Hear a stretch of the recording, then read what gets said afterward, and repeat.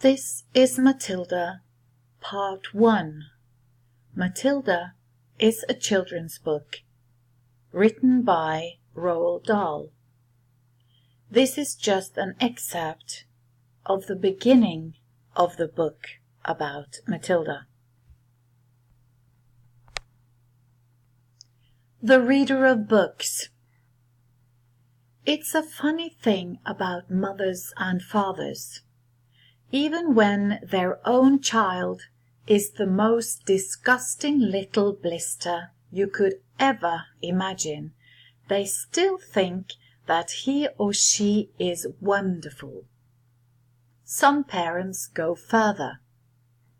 They become so blinded by adoration they manage to convince themselves their child has qualities of genius. Well, there is nothing very wrong with all this.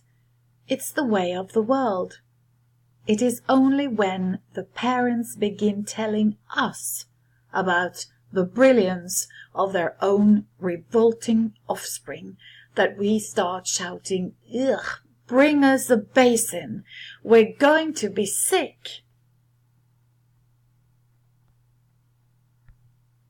Occasionally, one comes across parents who take the opposite line, who show no interest at all in their children, and these, of course, are far worse than the doting ones. Mr. and Mrs. Wormwood were two such parents. They had a son called Michael and a daughter called Matilda, and the parents looked upon Matilda in particular as nothing more than a scab. A scab is something you have to put up with until the time comes when you can pick it off and flick it away. Mr. and Mrs. Wormwood looked forward enormously to the time when they could pick their little daughter off and flick her away, preferably into the next county, or even further than that.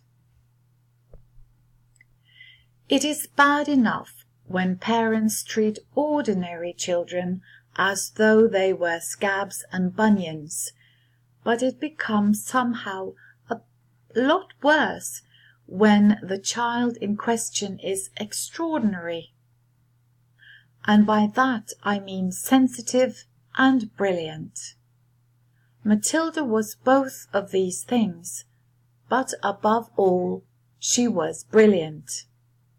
Her mind was so nimble and she was so quick to learn that her ability should have been obvious even to the most half-witted of parents.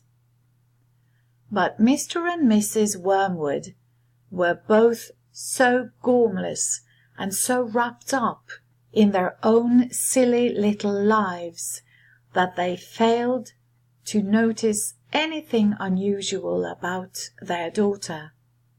To tell the truth, I doubt they would have noticed had she crawled into the house with a broken leg.